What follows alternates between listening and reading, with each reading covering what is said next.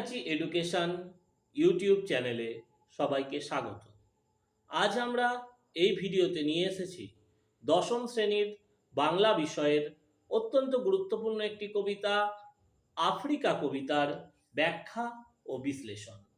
ভিডিওটি শুরু করার আগে সকলের কাছে অনুরোধ, ভিডিওটি স্কিপ না করে সম্পূর্ণটা দেখবে এবং ভালো লেগে থাকলে লাইক করবে, কমেন্ট করবে ও বন্ধুদের মাঝে বেশি বেশি করে শেয়ার করবে। আর তোমরা যদি এই চ্যানেলে নতুন হয়ে থাকো তাহলে অবশ্যই চ্যানেলটিকে সাবস্ক্রাইব করে রাখবে। চলো তাহলে শুরু করা যাক আজকের আলোচনা। আমরা জানি কবিতা বোঝা সহজ, তার পাশাপাশি কবিকে বুঝে নিতে পারলে তা আরও সহজ হয়ে ওঠে। অর্থাৎ কবি কোন সময়ের, কি তার মানসিকতা, কি তার সমাজ চেতনা, এইসব জিনিসগুলো যদি আমরা একটু আলোকপাত করতে পারি তাহলে কবিতাটি বোঝা আমাদের ক্ষেত্রে অত্যন্ত সহজসাধ্য হয়ে ওঠে। সেই কারণেই আমরা প্রথমে বিশ্বকবি রবীন্দ্রনাথ ঠাকুরের জীবন সম্পর্কে, তার সৃষ্টি সম্পর্কে সংক্ষেপে জেনে নেব। রবীন্দ্রনাথ ঠাকুর 1861 খ্রিস্টাব্দের 7ই মে কলকাতার জোড়াসাঁকো ঠাকুর পরিবারে জন্মগ্রহণ করেন। তার পিতা মহর্ষি দেবেন্দ্রনাথ ঠাকুর ও মাতা সারদা দেবী। তার প্রথম যুগের কাব্যগ্রন্থগুলি হল সন্ধ্যা সঙ্গীত, প্রভাত সঙ্গীত, ছবি ও গান, ভানুসিংহ ঠাকুরের পদাবলী এবং করি ও কমল। এর পরবর্তীকালে তিনি সৃষ্টি করেন সোনারতরী, চিত্রা, চৈতালি। এর পরবর্তীকালে তিনি সৃষ্টি করেন কণিকা, কথা ও কাহিনী, কল্পনা, খনিকা, নৈবেদ্য ইত্যাদি কাব্যগ্রন্থ।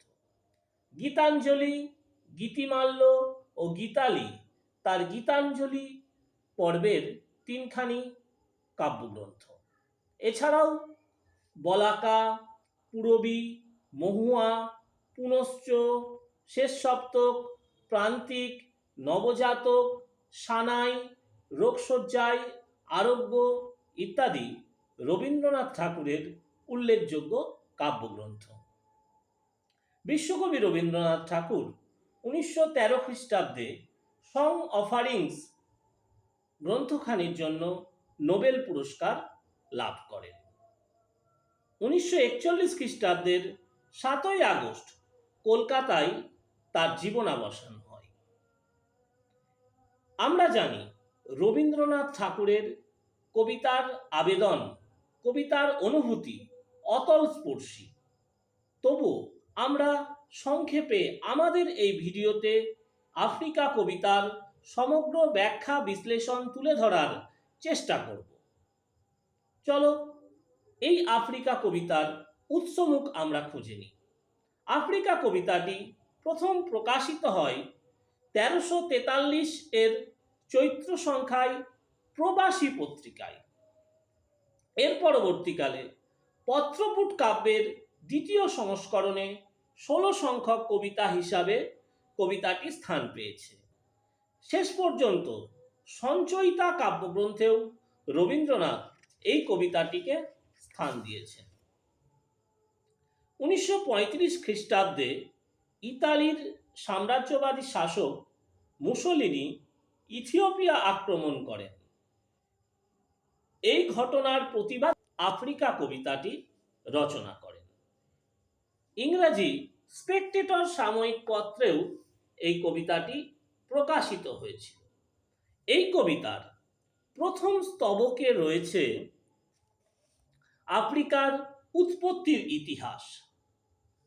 দেখো, প্রথম স্তবক, উদ্ভ্রান্ত সেই আদিম যুগে স্রষ্টা যখন নিজের প্রতি অসন্তোষে নতুন সৃষ্টিকে বারবার করছিলেন বিধ্বস্ত, তার সেই অধৈর্যে ঘন ঘন মাথা নাড়ার দিনে রুদ্র সমুদ্রের বাহু প্রাচী ধরিত্রীর বুকের থেকে ছিনিয়ে নিয়ে গেল তোমাকে আফ্রিকা, বাঁধলে তোমাকে বনস্পতির নিবিড় পাহারায়, কৃপণ আলোর অন্তঃপুরে।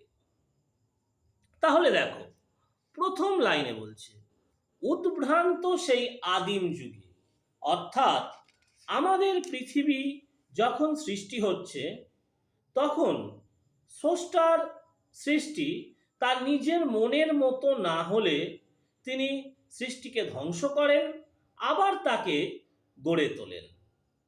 ভাঙা গড়ার খেলার মধ্যে দিয়ে তার এই সৃষ্টিলীলা চলতে থাকে। উদ্ভ্রান্ত সেই আদিম যুগে আফ্রিকা সৃষ্টির ক্ষেত্রেও স্রষ্টা যেন সেই খেলায় মেতে উঠেছিলেন। তাই বলছে সভ্যতার উষালগ্নে উদ্ভ্রান্ত সেই আদিম যুগে কি করেছিলেন না, স্রষ্টা যখন নিজেই নিজের প্রতি অসন্তুষ্ট তখন তিনি তার নতুন সৃষ্টি এই পৃথিবীটাকে বারবার বিধ্বস্ত করেছিলেন। কি বলছে তারপরে, তার সেই অধৈর্যে ঘন ঘন মাথা নাড়ার দিনে। এ প্রসঙ্গে আমরা একটু ভূগোলের শরণাপন্ন হতে পারি। আলফ্রেড ওয়েগনারের তত্ত্ব অনুযায়ী বহুকাল আগে সবকটি মহাদেশ একসাথে একত্রে একটি মহাদেশ ছিল। সময়ের সঙ্গে সঙ্গে ভূগাঠনিক পাতগুলি নড়াচড়ার ফলে আলাদা হয়ে যায়। এই তত্ত্বের নাম আমরা জানি মহীসঞ্চরণ তত্ত্ব। এইভাবেই আফ্রিকান পাতেরও সৃষ্টি হয়। সেই অনুভূতি কবি তার কবিতায় প্রকাশ করছেন তার সেই অধৈর্যে ঘন ঘন মাথা নাড়ার। পরের কি বলছে স্তবকে, রুদ্র সমুদ্রের বাহু প্রাচী ধরিত্রিকা। অর্থাৎ দেখো, আমরা যদি আফ্রিকা মহাদেশের মানচিত্রটার দিকে নজর রাখি তাহলে দেখব একদিকে আটলান্টিক মহাসাগর, একদিকে ভারত মহাসাগর আফ্রিকাকে তথাকথিত যে সভ্য দেশ, যে পূর্বাঞ্চলীয় ভূখণ্ড, যে প্রাচী ধরিত্রী অর্থাৎ পূর্ব দিকের সভ্য পৃথিবী, সেখান থেকে আলাদা করে রেখেছে। সেই কারণেই কবি বলছেন রুদ্র সমুদ্রের বাহু প্রাচী ধরিত্রীর বুকের থেকে, অর্থাৎ পূর্বের উন্নততর পৃথিবীর থেকে আলাদা করে দিল তোমাকে আফ্রিকা, ছিনিয়ে নিয়ে গেল তোমাকে আফ্রিকা। এরপরে বলছেন বাঁধলে তোমাকে বনস্পতির নিবিড় পাহারায়। বনস্পতি শব্দের অর্থ কি, বড় বড় গাছ গাছালি। আমরা জানি আফ্রিকা মহাদেশ নিরক্ষীয় অঞ্চল হওয়ায় সেখানে রয়েছে ঘন অরণ্য, বড় বড় বনস্পতি, আর সেই বনস্পতির নিবিড়ভাবে যেন পাহারা দিয়ে রাখছে সমগ্র আফ্রিকা মহাদেশটিকে। এই বনস্পতি তাকে স্থান দিচ্ছে কোথায় না, কৃপণ আলোর অন্তঃপুরে। অর্থাৎ সেই ঘন নিরক্ষীয় অরণ্য ভেদ করে সূর্যের আলো যেন আফ্রিকার মাটিতে খুব বেশি ঢুকতে পারে না। প্রকৃতি যেন নিবিড় নিশ্ছিদ্র পাহারায় সারা পৃথিবী থেকে আফ্রিকাকে আলাদা করে রেখেছে। সে কথাই কবি তার এই কবিতার অংশে প্রকাশ করতে চাইছেন। পরে দেখো পংক্তিতে বলছে সেখানে নিভৃত অবকাশে তুমি সংগ্রহ করছিলে দুর্গমের রহস্য, চিনছিলে জলস্থল আকাশের দুর্বোধ সংকেত, প্রকৃতির দৃষ্টি অতীত জাদু মন্ত্র জাগাচ্ছিল তোমার চেতনাতীত মনে,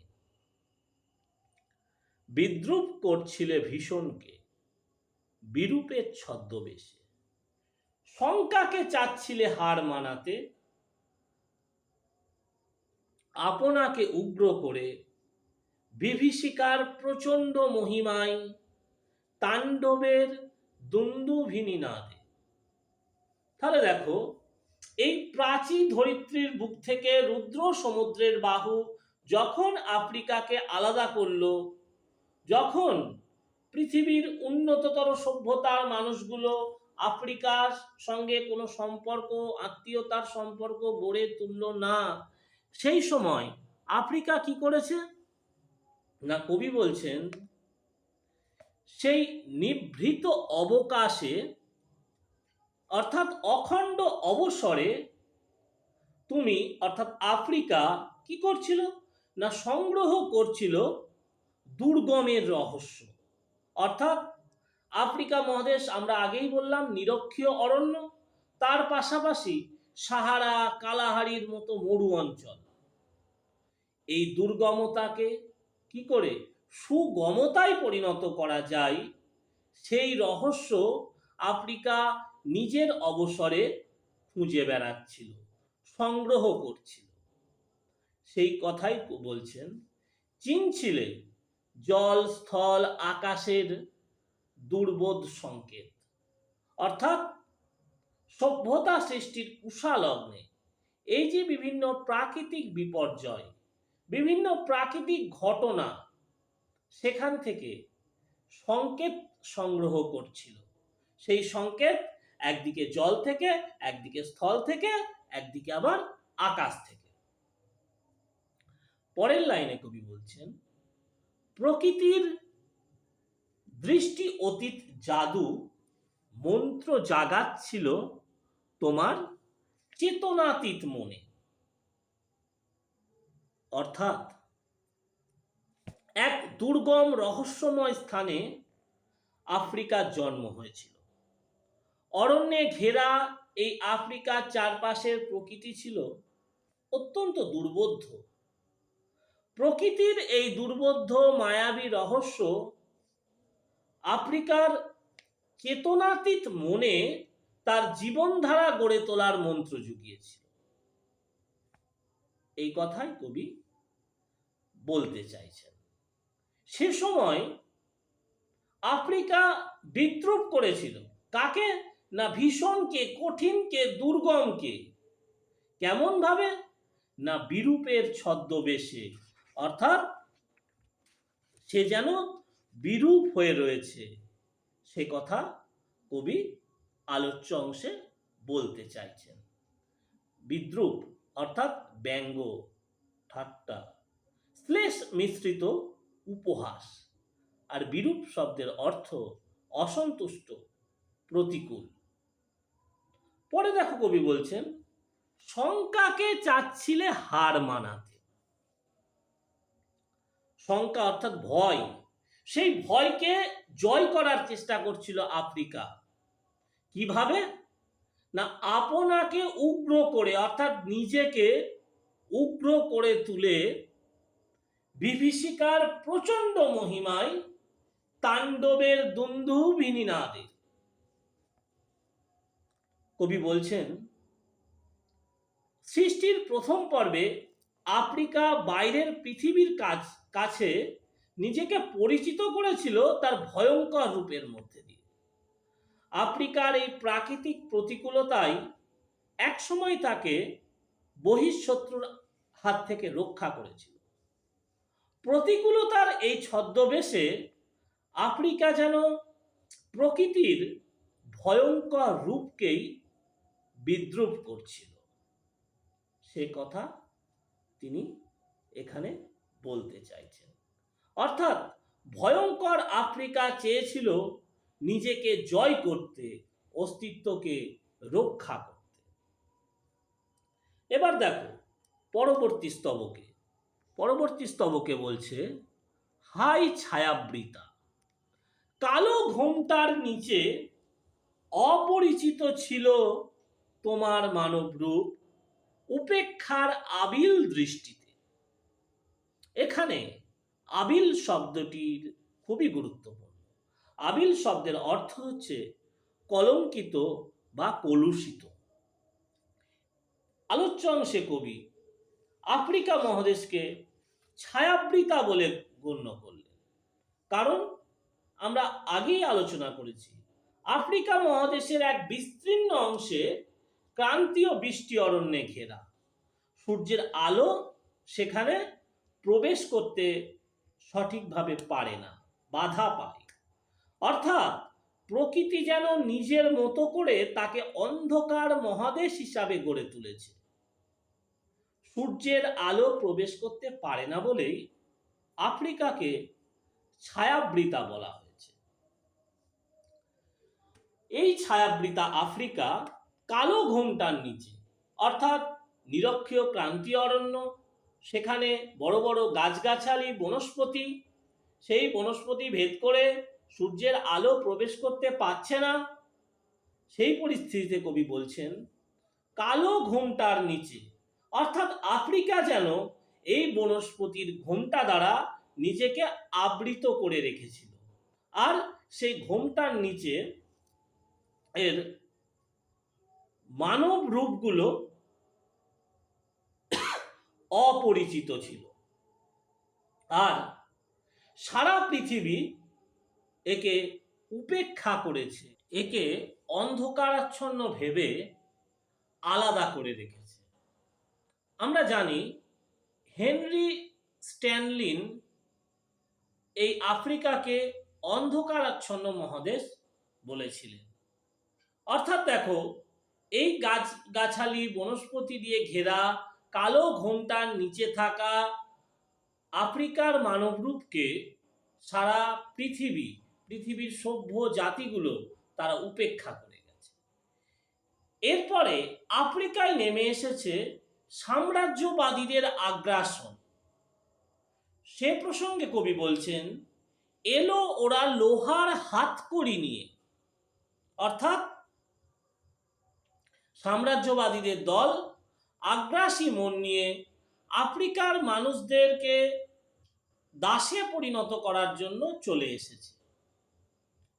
এদের বর্ণনাতে বলছেন কবি, নখ যাদের তীক্ষ্ণ তোমার নেকড়ের চেয়ে।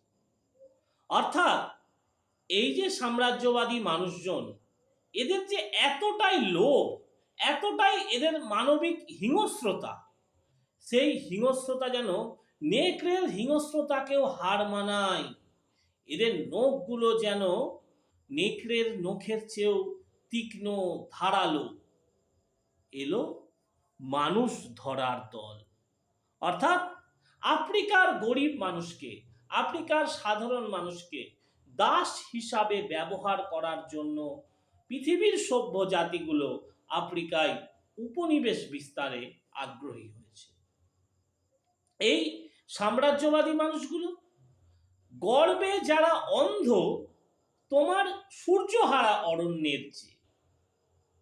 অর্থাৎ আফ্রিকা মহাদেশের যে অরণ্য, সেই অরণ্যকে কবি বলছেন কি সূর্যহারা। অর্থাৎ সূর্য এখানে পূর্ণ মাত্রায় বিকিরণ দিতে পারে না, পূর্ণ মাত্রায় আলোকিত করতে পারে না। তাই কবি বলছেন যে এই আফ্রিকার অরণ্য এটা সূর্যহারা, ফলে অন্ধকারাচ্ছন্ন। আর এই সাম্রাজ্যবাদী মানুষগুলো তারা এতটাই তাদের আত্মগর্ব যে তারা ওই আত্ম অহংকার, আত্মগর্বে তারা যেন অন্ধ হয়ে গেছে।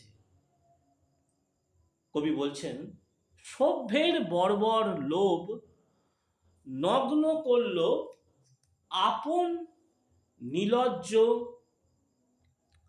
অমানুষতা।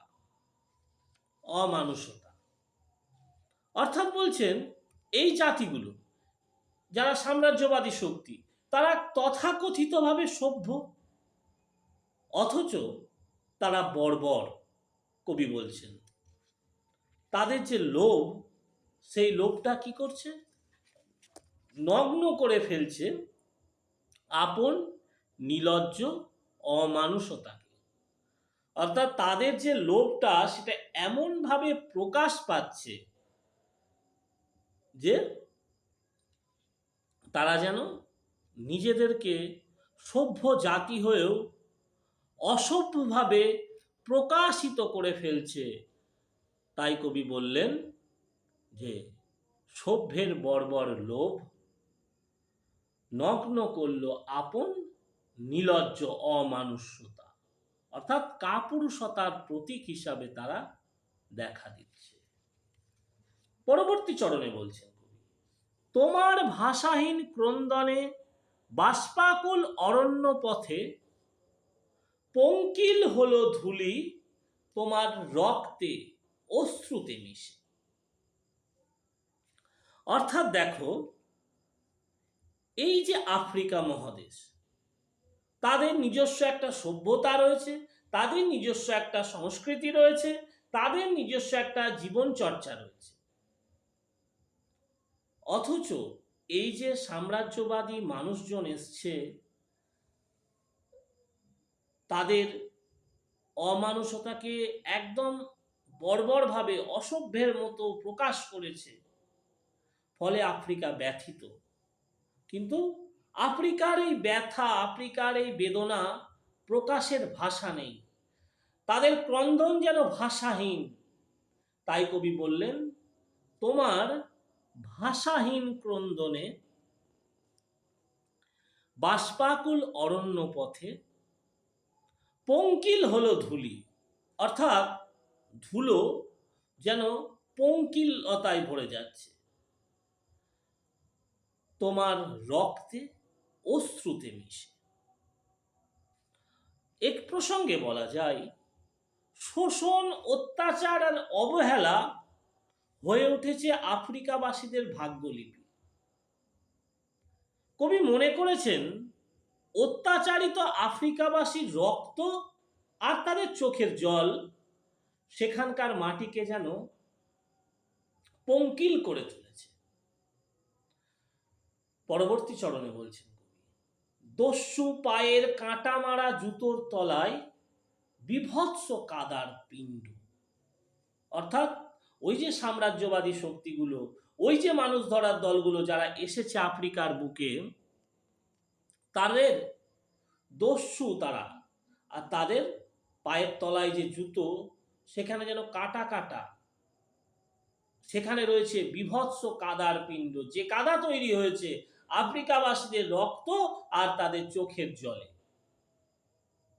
সেই কাদা চিরচিহ্ন দিয়ে গেল তোমার অপমানিত ইতিহাসে, অর্থাৎ মনুষ্যত্বহীনতার চিহ্ন এঁকে দিয়ে গেল সাম্রাজ্যবাদী দস্যুরা।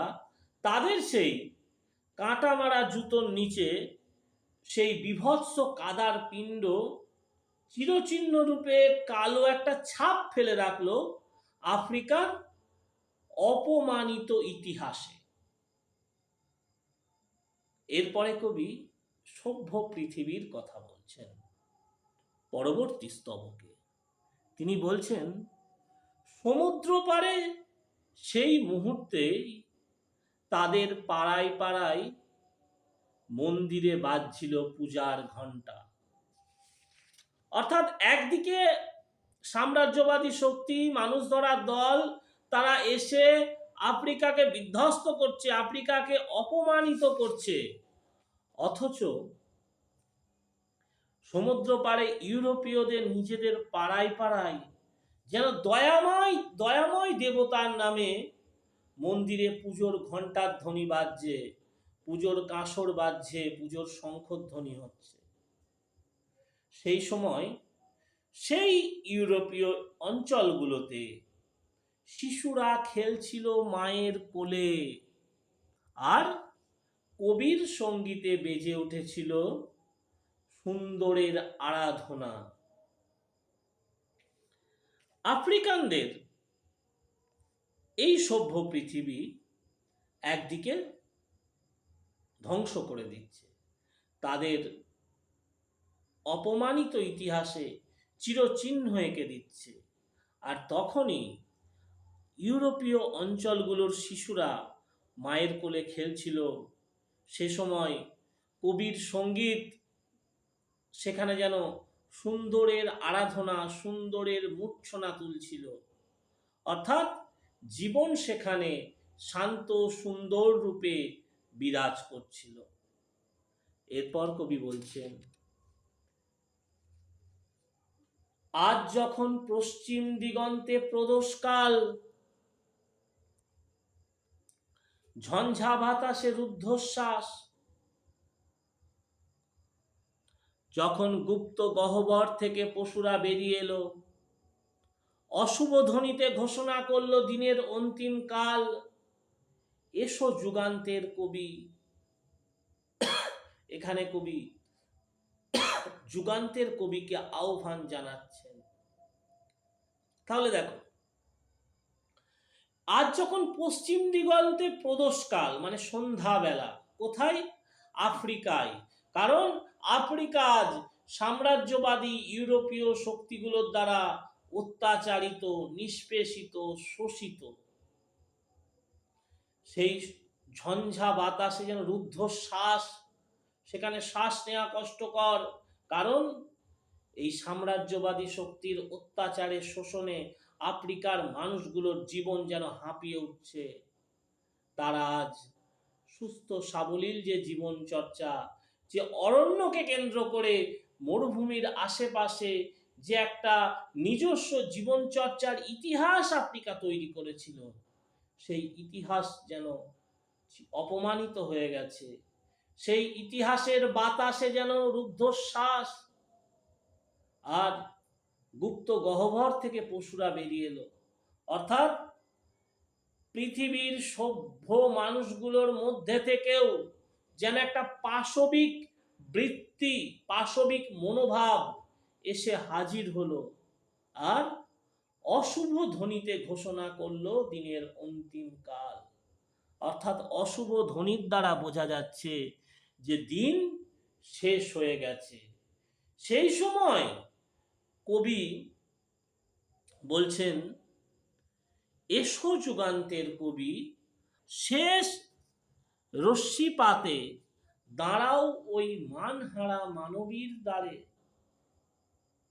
অর্থাৎ কবি দেখেছেন পশ্চিম দিগন্তে সন্ধ্যা নেমে গেছে। অর্থাৎ সভ্যতার সূর্য অমানবিকতার প্রকাশে যেন অস্তাচলগামী হয়ে গেছে। পশুরা গুপ্ত গহ্বর থেকে বেরিয়ে এসে অশুভ ধ্বনিতে ঘোষণা করে দিয়েছে যে দিনের অন্তিম কাল, অর্থাৎ দিন শেষ হয়ে গেছে। সাম্রাজ্যবাদী রাষ্ট্রশক্তিরা মানবতার যে অবসান ঘটেছে, সেই অবসান যেন, সে কথা যেন জানিয়ে দিচ্ছে। এই সময়ে দাঁড়িয়ে কবি যুগান্তের কবিকে আহ্বান জানিয়েছেন, অর্থাৎ যুগান্তের কবিকে ডাকছেন। দিয়ে কি বলছেন? যে দাঁড়াও ওই মানহারা মানবীর দ্বারে, বলো ক্ষমা করো, হিংস্র প্রলাপের মধ্যেও সেই হোক তোমার সভ্যতার শেষ পূর্ণবাণী। তাহলে দেখো, এসো যুগান্তরের কবি আসন্ন সন্ধ্যার শেষ রশ্মিপাতে, অর্থাৎ সূর্য অস্তাচলগামী, তবুও যেন তার ক্ষীণ আভা গোধূলি বেলায় বিরাজ করছে। সেই সময় কবি বলছেন, মানবিকতার সেই বার্তা নিয়ে, যে কজন মানুষ এই মানবিকতার পুজো করছেন তাদের নিয়ে কবি বলছেন যুগান্তরের কবিকে, যে কি বলছেন? যে যুগান্তের কবিকে বলছেন, দাঁড়াও ওই মানহারা মানবীর দ্বারে। অর্থাৎ যেসব মানুষগুলো তাদের মান, সম্মান, সম্ভ্রম হারিয়ে ফেলেছে, তাদের কাছে এসে তুমি দাঁড়াও। কবি বলছেন, এসো যুগান্তের কবি। যুগান্তের কবিকে কবি আহ্বান জানাচ্ছেন যে আসন্ন সন্ধ্যার শেষ রশ্মিপাতে, অর্থাৎ গোধূলি বেলাতেও, সূর্য অস্তাচলগামী হওয়া সত্ত্বেও মানবিকতার যে ক্ষীণ আভা এখনো দেখা যাচ্ছে, এখনো দেদীপ্যমান, সেই সময়ে, সেই পরিপ্রেক্ষিতে কবি বলছেন, তুমি যাও, তুমি দাঁড়াও ওই মানহারা মানুষগুলোর দ্বারে, যেসব মানুষগুলো অত্যাচারিত হয়েছে, শোষিত হয়েছে, নির্যাতিত হয়েছে এই ইউরোপীয় শক্তি, এই সাম্রাজ্যবাদী, এই অর্থলোলুপ শক্তির দ্বারা। আর তাদের কাছে গিয়ে তুমি কি বলবে? না, বলো ক্ষমা করো। অর্থাৎ কবি যেন যুগান্তের কবিকে এই সমগ্র বিশ্ববাসীর প্রতিনিধি হিসাবে, এই সমগ্র সভ্য জগতের প্রতিনিধি হিসাবে দাঁড় করাচ্ছেন। দাঁড় করিয়ে কি বলছেন? দাঁড় করিয়ে বলতে বলছেন ক্ষমা করো, অর্থাৎ ক্ষমা চেয়ে নিতে বলছেন, ক্ষমা চাওয়ার আহ্বান জানাচ্ছেন। বলছেন হিংস্র প্রলাপের মধ্যে, অর্থাৎ চারিদিকে যখন হিংস্রতার বাতাবরণ, সাম্রাজ্যবাদী শক্তি যখন চারিদিকে হিংস্র প্রলাপ চালাচ্ছে, তাদের মাঝেও ক্ষমা চাওয়ার মানসিকতা তৈরি করার কথা বলছেন যুগান্তের কবিকে। সেই ক্ষমা করো যেন সারা দিকে চারিদিকে হিংস্র প্রলাপের মধ্যেও সেই হোক তোমার সভ্যতার শেষ পূর্ণবাণী। অর্থাৎ শেষ পূর্ণবাণীটি কি? না, ক্ষমা করো। এই ক্ষমা করো এই পূর্ণ বাণীর মধ্যে দিয়েই কবি কবিতাটি শেষ করছেন। অর্থাৎ যুগান্তের কবি এখানে সভ্য মানুষের প্রতিনিধি, আর এই সভ্য মানুষের প্রতিনিধিকে কবি মানহারা মানবীর দ্বারে দাঁড়িয়ে সমগ্র সভ্য মানুষের হয়ে তাকে ক্ষমা চাওয়ার কথা বলেছেন, তাকে ক্ষমা চাওয়ার আহ্বান জানিয়েছেন। কবি মনে করেছেন সব মানুষের মনুষ্যত্ব তো এখনো শেষ হয়নি, বিবেক বুদ্ধি এখনো কিছু রয়েছে বাকি।